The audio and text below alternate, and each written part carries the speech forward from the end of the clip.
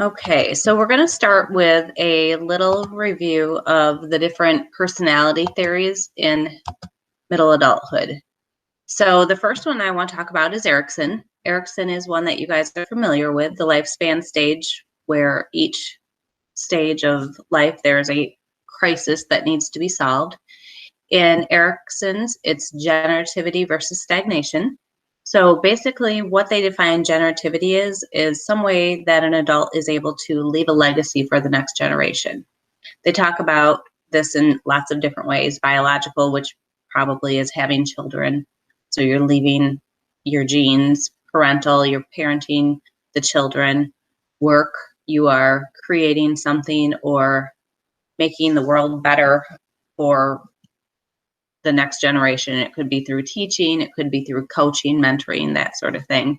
And then I talk about cultural generativity. So all of these are different ways that you can leave a legacy for the next generation. The stagnation happens when they feel as though they have not done this. So this is a different theory on personality. Now, just so you know, this is a man's life. This study was done with only men. They looked specifically at the different conflicts that these men mentioned in their interviews. The conflicts that they talked about were young versus old, destructive versus constructive, masculine versus feminine, being attached to others versus being separated from them. One of the other things that came out of this was the idea of the midlife crisis. So if you've ever heard that, you know, the buying a sports car, dumping your wife, getting a hot new girlfriend, that sort of thing. It only happens to a minority of adults, and it has a lot to do with looking at, you know, their adult versus their adolescent years. Lots of variations. Everyone sees their life differently.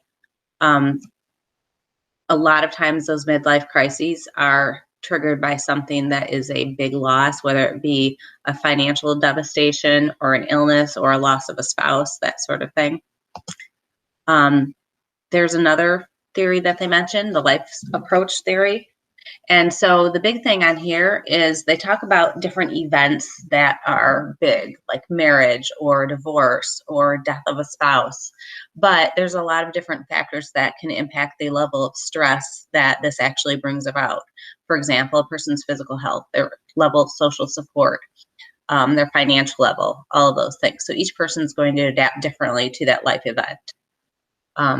The life stage context and the social historical context basically talk about what is surrounding this event aside from those mediating factors, whether it be their family, their job, that sort of thing. So here is a little diagram that it talks about, you know, the life stage context and the social historical context both surround this event. And then all of these variables are going to basically impact how they appraise the threat and cope with the threat. So all of that will result in developmental change.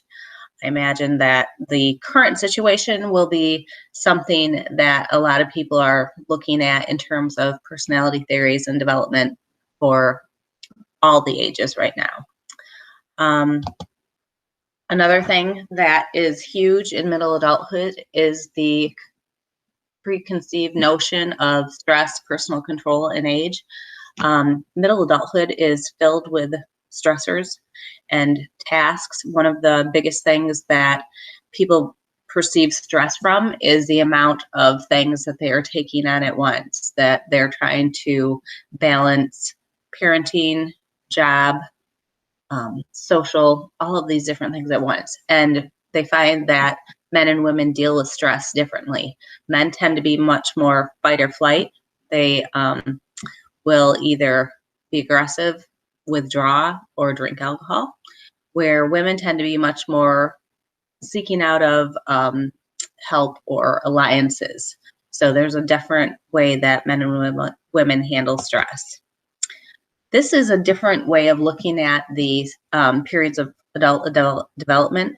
So Levison, he was the same one who did the study with just men, but he also proposed a specific time frame for all of the different transitions as well as culminations of these different adulthood stages. And as you can see, it starts all the way down here with early adulthood, transitioning from 17 to 22, structure for adulthood, transition, and culminating life experiences. So it's just an interesting way of looking at the very specific pieces of adult development. Stability and change is another one of those controversies of lifespan development. Basically, do people stay more the same or do they change as they age? Longitudinal studies look specifically at personality. So they find that personality is pretty stable at midlife, and that people often get better at interacting with ways that promote that stability as they age. So this was all about the big 5 personality traits, which if you guys don't remember from Psych 101, they talk about these: openness, conscientiousness, extroversion, agreeableness, and neuroticism. So they find that midlife personality is relatively stable.